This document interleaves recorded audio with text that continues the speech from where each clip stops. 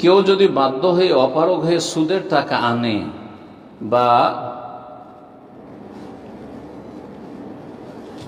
Bank থেকে ঋণ আনে, সেক্ষেত্রে কি একই বিধান হবে যিনি সুদের টাকা খাচ্ছে বা সুদখোর? জিজ্ঞেস করছেন যে কেউ যদি অপারগ হয়ে সুদের টাকা আনে বা ব্যাংক থেকে ঋণ আনে, ব্যাংক থেকে হোক অথবা ব্যক্তির কাছ থেকে হোক, সুদের ওপর যদি নিয়ে আসে তো সুদ, সেক্ষেত্রে কি একই বিধান হবে? অপারগ, সেই জন্য অপারগটা কাকে অপারগ বলছে এটা দেখার বিষয়। শরীয়তে যেই ব্যক্তি মুদ্দার হবে, আল্লাহ রাব্বুল আলামিন কোরআনে কারীমের একাধিক জায়গায় বলেছেন শুকরের গোশত সম্পর্কে, রক্ত সম্পর্কে, সব বিষয়গুলি সম্পর্কে, হারাম যেগুলি খাদ্য পানীয় সেগুলি সম্পর্কে, হররমাত আলাইকুমুল মাইতাতু ওয়াদ-দামু ওয়া লাহমুল খিনজির ওয়া মা উহিল্লা লিগাইরিল্লাহি বিহি, আর তারপর বলছে ইল্লা মাদতুরিরতুম ইলাইহি, ইল্লা মাদতুরিরতুম ইলাইহি, বা অন্য আয়াতে রয়েছে ফামানিত্তুররা গায়রা বাগি ওয়ালা আদ। কেউ যদি নিরুপায় হয়, নিরুপায় বলতে কি? নিরুপায় বলতে হারাম না খেলে এখন বাঁচবে না, হালালের কোনো রাস্তা নেই, হারাম না খেলে বাঁচবে না।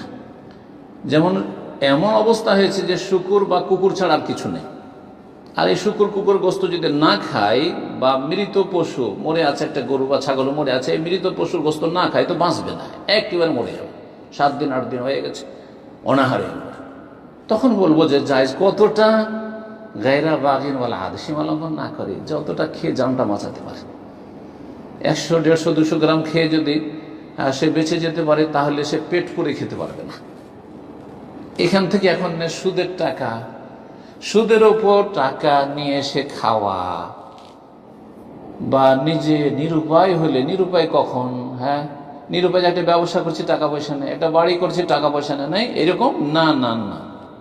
যখন দেখছেন যে সুদের টাকা ছাড়ার কোনো উপায় নেই, সুদের রাস্তা ছাড়া আমার বেঁচে থাকার উপায় নেই, আমার ছেলে মেয়ে না খেয়ে মরে যাবে, কোনো দিক থেকে কোনো রাস্তা পাচ্ছি না, কেউ যাকাতও দিচ্ছে না, কেউ সাদকাও দিচ্ছে না, কেউ এমনিও হেল্প করছে না, কেউ ধারও দিচ্ছে না, কার্জে হাসানা বিনা লাভে দিচ্ছে না, সুদের পথ ছাড়া আর কোনো পথ পাচ্ছেন না।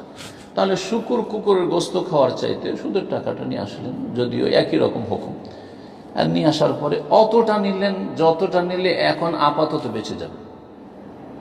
সুস্থ মানুষ কাজ করছেন, কাজ করে দেখছেন আলহামদুলিল্লাহ এখন সংসার কোন রকম চালিয়ে নিতে পারো, আর চলবে না। জি হ্যাঁ, তো মনে রাখবেন এই বিষয়টি।